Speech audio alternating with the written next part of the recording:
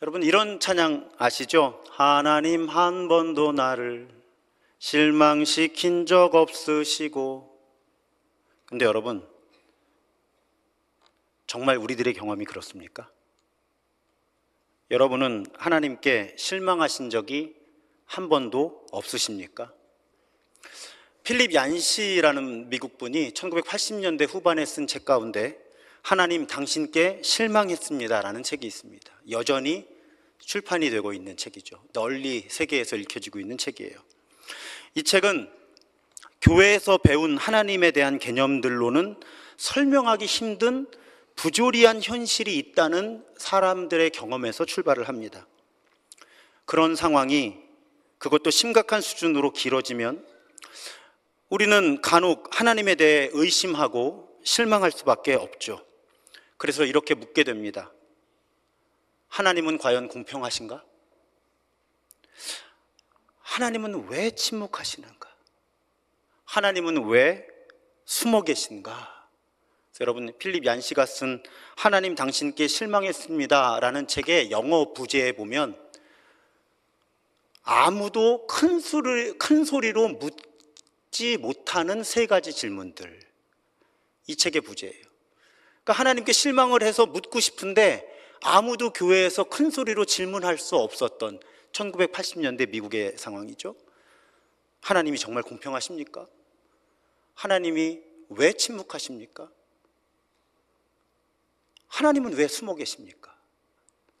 그 질문에 대한 답변을 시도한 책이 하나님 당신께 실망했습니다 라는 책이에요. 오늘 이사야 40장의 예언을 처음 들었던 사람들이 바로 이 질문들에 깊이 사로잡혔던 사람들이죠. 어떤 사람들입니까? 여호와라고 하는 신의 백성이 되겠다고 결심했던 사람들이에요. 여호와라고 하는 신의 백성이 되겠다. 그래서 그 신을 하나님이라고 부릅니다. 그런데 시간이 지나면서 어떤 문제가 생겼어요? 하나님의 백성으로 살기로 했었는데 이 사람들이 그 약속을 지키질 않은 거예요.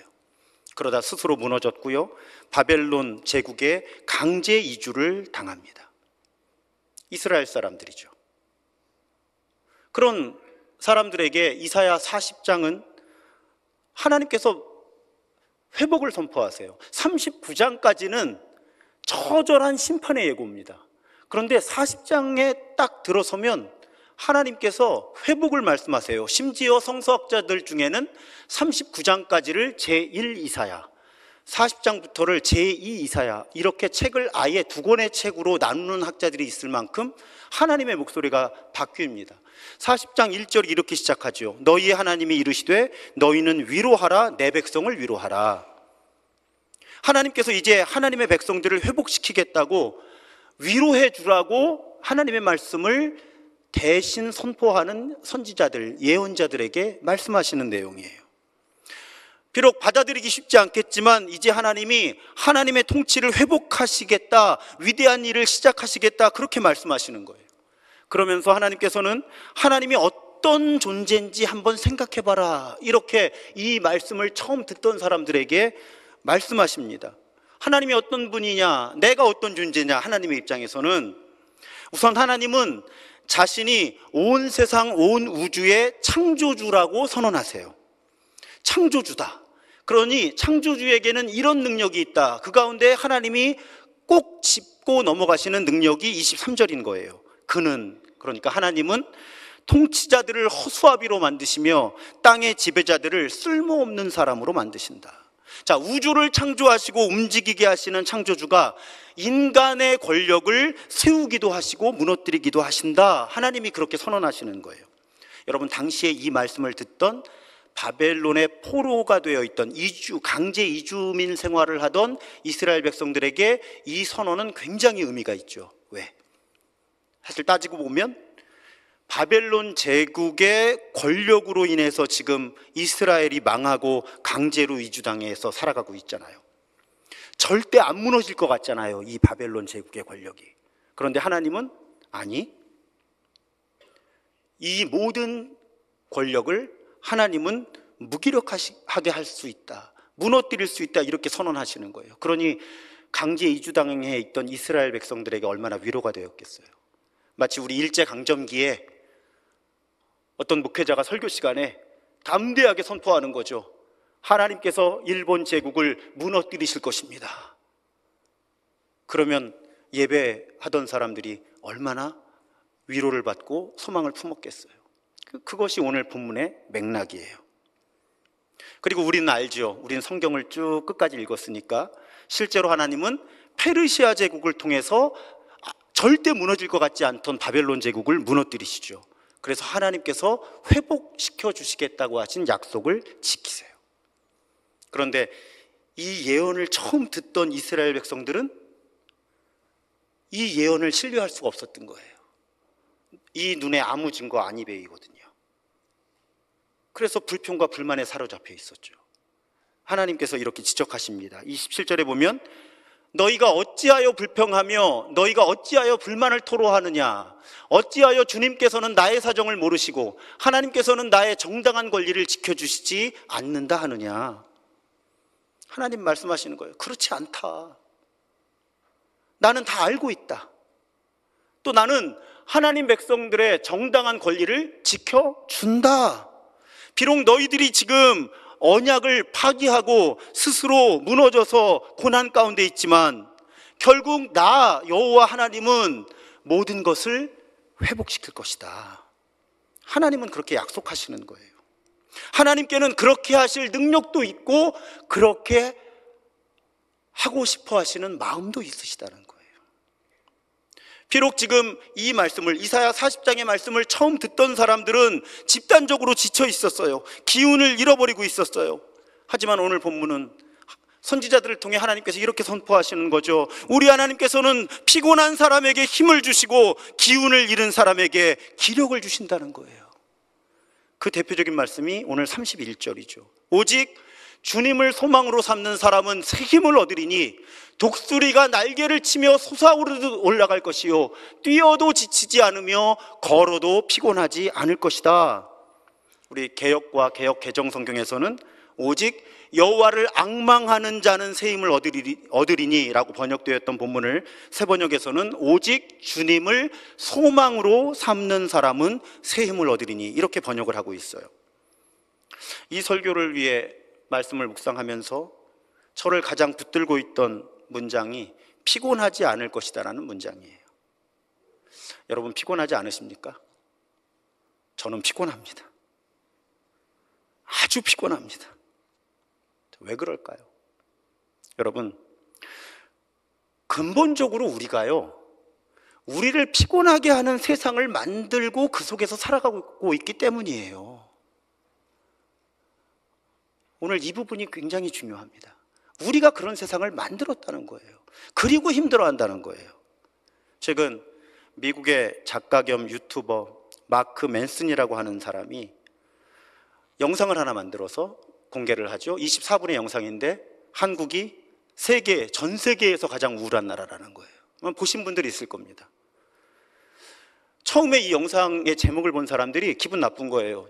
미국 사람이 자기가 뭐라고, 우리나라에 대해서 뭘 안다고 건방지게 저런 영상을 만들었나. 그런데 저 영상을 본 많은 사람들이 납득이 되는 거고 동의가 되는 거죠.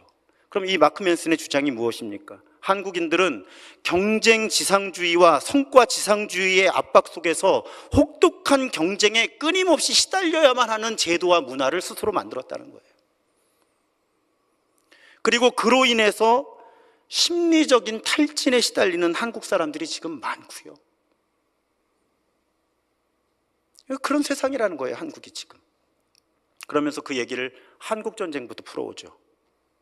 한국전쟁의 비극을 극복하기 위해서 빨리 회복되어야 했고 빨리 성장해야 됐기 때문에 고속 성장이라고 하는 것에 집착하게 되면서 한국은 스스로를 너무 억압하는 제도와 문화를 만들었다. 이런 부분도 지적하더라고요. 불행히도 한국 사람들은 유교 문화의 가장 나쁜 부분, 예를 들면 집단이 주는 수치심이나 이런 것들은 그대로 남겨뒀으면서 유교 문화의 가장 좋은 부분인 가족과 지역사회와의 친밀한 관계까지 버린 것 같다. 그렇게 지적을 해요. 물론 비판만으로 메시지가 끝나지 않습니다. 이분은 한국인들은 세계에서 보기 드문 회복력을 갖춘 사람들이기 때문에 이러한 새로운 실존적 도전에 당면한 한국인들이 또다시 길을 찾을 거라 믿는다. 이런 기대감으로 메시지를 마칩니다. 여러분, 한마디로 외국 사람이 본 한국 사회는 집단적으로 지쳐 있는 사람들인 거예요. 집단적으로 피곤한 사람들인 거죠. 그러니까 여러분, 피곤하시면 그냥 2024년에 우리가 한국에 살아서 그래요. 그리고 우리 죄예요. 우리가 이런 세상 만든 거예요.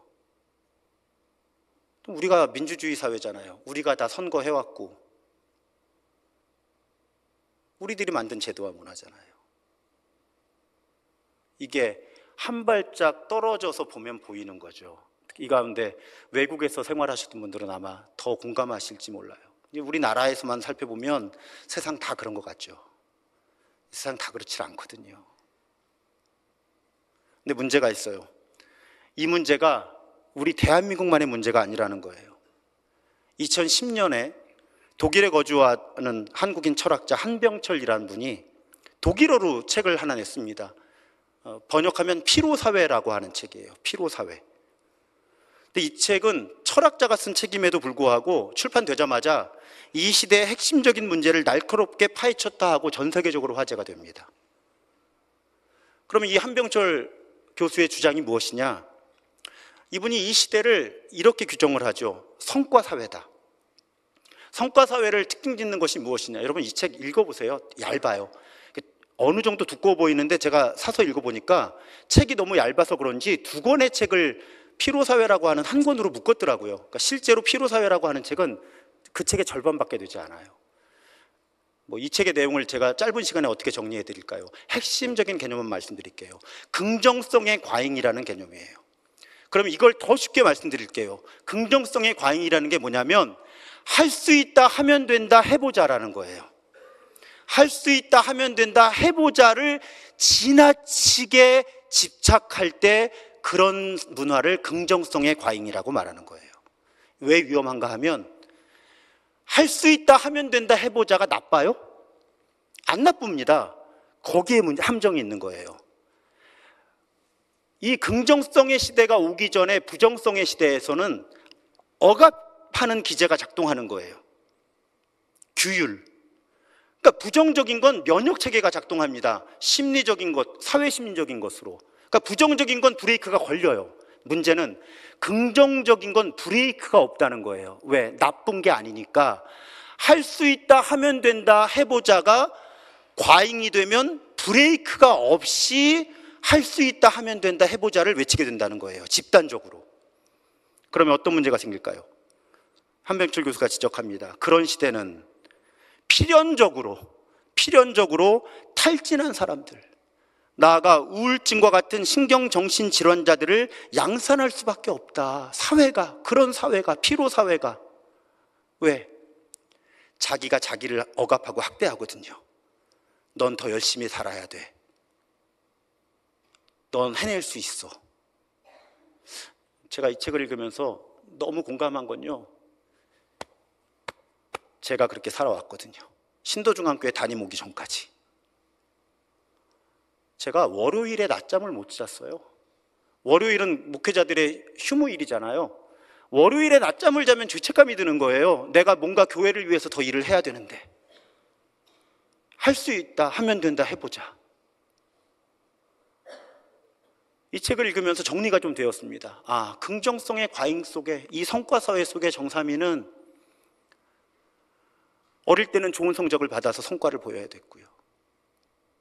명문대에 들어가서 하나님께 영광을 돌려야 됐고, 목회를 하는 동안 교회를 성장시켜서 하나님께 영광을 돌려야 됐고, 이 긍정성의 과잉 속에서 아무도 뭐라고 하지 않는데 정삼위는 자신을 억압해왔고, 좀 거칠게 표현하면 착취해왔구나. 한병철 교수의 틀로 제 삶을 돌아본 거예요. 그럼 뭐가 오죠? 탈진이 오는 거죠. 감사하게도 그 직전에 신도중앙교회 담임이 되었고, 우리 단순하고 느린 교회를 만들어 보자. 흐름을 좀 바꿀 수 있는 제 인생 여정에 매우 의미 있는 시간을 만날 수 있게 되었던 거죠.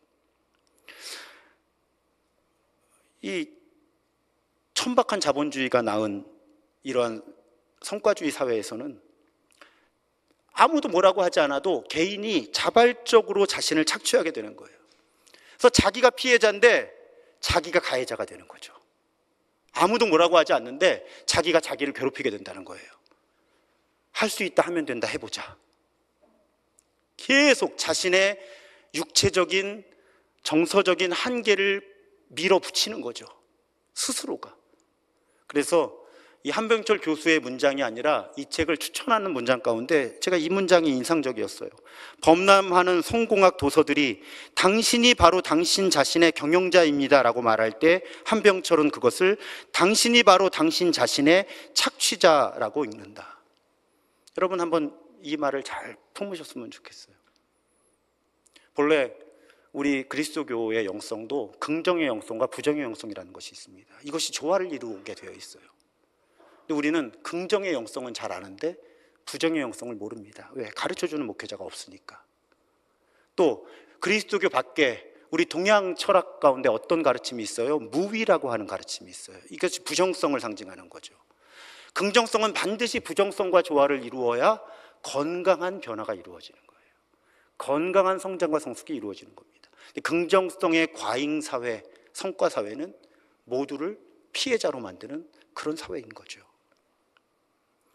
이런 피로사회를 살아가는 우리에게 오늘 말씀, 하나님을 소망으로 삼는 사람은 피곤하지 않을 것이다 라는 말씀이 어떤 의미일까? 여러분, 저는 하나님은 분명히 피로사회를 원하시지 않는다고 굳게 믿습니다. 성경을 보면 그렇습니다. 한병철 교수도 자신의 책 피로사회에서 우리 그리스도교의 안식일을 언급하는 거예요. 여러분 가만히 보세요. 하나님은 하나님께서 창조하신 사람들이 스스로 피로사회를 만들어 갈 거라는 것을 알고 계셨어요. 왜? 우린 타락했으니까. 그리고 여러분, 사탄이 그렇게 유혹하는 거예요. 긍정성의 과잉으로. 왜? 이건 면역체계가 작동하지 않는다니까요. 좋은 거여서. 계속 할 수 있다 하면 된다 해보자를 외치게 만드는 거예요, 사탄이. 그럼 알아서 무너지거든요. 브레이크 없이 질주하는 자동차가 되는 거니까. 그런데 하나님은 그래서 제도적으로 문화적으로 성경에 안식년, 안식일, 안식년, 희년을 넣어주신 거예요. 그래야 멈출 수가 있거든요, 사람이. 멈추는 시간을 만드신 거죠. 안식일로, 안식년으로, 희년으로 제도적으로 만들어주신 거예요. 그래서 우리 개개인뿐만 아니라 인간 문명이 정기적으로 멈추어서 안식하는 세상을 하나님은 원하신 거예요. 그래서 구약의 수천 년 전의 율법에 안식일, 안식년, 희년이 강조가 되는 거예요.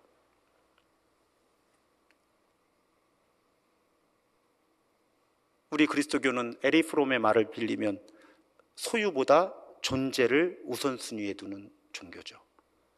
그리고 하나님은 안식일, 안식년, 신년이라는 제도를 통해서 긍정성의 과잉에 대한 브레이크를 수천 년 전에 우리에게 주신 거예요. 여러분, 우리 그리스도인들과 교회가 그 창조주의 뜻을 많이 외면했고 왜곡해왔죠. 여러분, 안식일, 안식년, 희년에 대해서 얼마나 배워오셨습니까, 그동안? 그리스도교가 서구 문명, 특별히 자본주의와 결합, 심지어는 결탁까지 하면서 성경을 왜곡했죠. 창조세계를 파괴하는 것을 교회가 인정해 주었습니다. 부추기기까지 했어요. 개발과 발전이라는 논리로. 하나님의 영광을 위해서라는 말로 인간의 욕심을 끊임없이 포장하는 흐름을 만들어 온 게 사실이에요.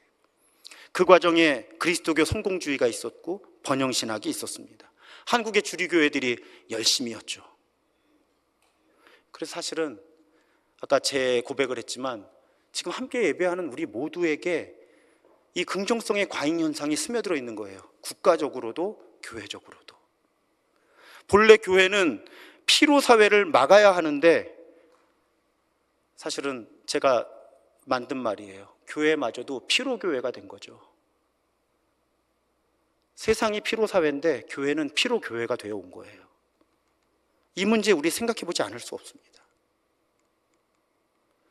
그래서 어제 제가 주보를 만들면서 주보에 광고를 정리하는데 광고가 많은데 미처 다 넣지 못한 얘기들이 또 많은 거예요. 교육자들한테 웃으면서 우리 교회가 단순하고 느린 교회를 추구하는데 참 복잡한 게 많다. 근데 여러분 오해하지 마십시오. 우리 교회가 이만한 규모의 교회로서 우리 기독교 무엇 들어오시면 배우시잖아요. 캐리그마, 디다케, 디아코니아, 코이노니아 균형을 이루어야 하니까 계속 의도적으로 교회의 여러 사역들이 체계화되는 거예요. 하지만 분명히 말씀드리고 싶은 건 이 수많은 사역들에 대해서 여러분들이 압박을 받으실 필요는 없다는 거예요. 제가 임원 훈련을 2주 전에 했지만 개인적으로 연락 안 드리죠. 앞에서 말씀드립니다. 새로 임직하시는 임원들은 반드시 오셔야 하고 임원 훈련에 참여하시지 않은 분들은 아는 분들 한번 오시는 것을 권합니다. 그리고 솔직히 말씀드리면 유인물을 5개 준비했습니다. 솔직히 작년까지는 그렇게밖에 안 오셨거든요. 그러다가 복사하다가 그래도 요즘에 조금 활성화되는 분위기니까 10장 만들까 하고 10장 만들었어요. 그리고 임원교육하러 갔더니 20분이 모이시더라고요. 그래서 막 급하게 자료 복사하고 했어요. 하지만 여러분, 우리 교회가 긍정성의 과잉에 오염되고 싶지는 않습니다. 교회에서는 틀을 만들어서 제안을 하는 거예요. 여러분들은 여러분 안에 계신 성령님의 음성에 순종하셔서 여러분의 부르심에 따라 움직이시면 됩니다. 그게 단순하고 느린 교회의 원리인 거죠. 피로교회 되고 싶지 않습니다. 하나님도 원하시지 않아요. 얼마나 많은 교회들이 할 수 있다, 하면 된다, 해보자라는 논리 때문에 개인의 삶이 파괴가 되고 공동체도 고통을 겪었습니까? 이미 지금쯤 되면 우리는 경험적으로도 아는 거죠. 긍정성의 과잉이 교회를 어떻게 망가뜨릴 수 있는지, 사회를 어떻게 망가뜨릴 수 있는지, 개인의 삶을 어떻게 무너뜨릴 수 있는지. 사랑하는 여러분, 그런 우리에게 오늘 주님께서는 말씀을 통해 하나님을 소망으로 삼는 사람은 피곤하지 않을 것이다 라고 말씀해 주시는 거예요. 혹시 가정에서, 일터에서 자신의 한계와 절망을 경험하고 계신 분들, 지금 지쳐 계신 분들, 침묵하시는 하나님 앞에서 힘겹게 기도하고 계신 분들, 너무 지치고 힘들어 삶을 포기하고 싶은 분들, 자신의 한계를 겸손하게 인정하면서 우리 하나님께 소망을 둘 때 하나님께서 피곤한 나에게 새 힘 주시는 분이심을 신뢰하게 되시기를 주님의 이름으로 부탁드립니다. 우리 하나님을 소망으로 삼는 사람은 피곤하지 않을 것입니다. 우리 하나님을 소망으로 삼는 사람은 피곤하지 않을 것입니다. 우리 하나님을 소망으로 삼는 사람은 피곤하지 않을 것입니다. 하지만 여러분, 오늘날 이 피로사회에서 하나님을 소망으로 삼는 사람은 피곤하지 않을 것이다 라는 이 말씀을 과도한 능력주의와 성과주의, 성공주의를 추구하는 삶에 적용하지 마시기를 주님의 이름으로 부탁드립니다. 주님을 소망으로 삼는 사람은 무슨 일을 열심히 해도 다 잘 될 거고 실패하지 않을 거고 좋은 성과를 낼 거고 피곤하지도 않을 거다라고만 해석하지 말아주세요. 정말 우리 하나님을 소망으로 삼는다면 하나님은 피로교회, 피로사회를 원하시지 않는다. 그 방향성을 분명히 보셔야 합니다. 그런 사람은 자신의 소명에 신실하면서도 과도한 욕심을 부리지를 않죠. 주어진 것에 자족하면서 자신과 공동체가 충분히 안식할 수 있도록 살아갑니다. 우리가 추구해야 하는 삶의 방식이 그런 삶이죠. 오늘날의 피로사회에서 하나님께 소망을 두고 세속의 성과주의와 능력주의에 저항하면서 그럴 때 하나님께서 우리에게 주시는 새 힘 경험하고 간증하게 되는 거예요. 그럴 수 있을 때 하나님께서는 우리를 피곤하지 않게 하실 줄 믿습니다. 사랑하는 여러분, 스스로 피로사회에 휩쓸려 자신을 억압하고 착취하다가 탈진하고 정신적인 어려움에 빠지지 마시고요. 성경을 통해 우리 창조주께서 일러주신 참된 인간됨을 추구하는 그런 사람들, 또 우리가 추구하는 우리 교회가 피로교회가 아니라 정말 예수 때문에 모인 에클레시아, 예수의 몸을 아름답게 이뤄갈 수 있게 되기를 주님의 이름으로 축복하고 부탁드립니다.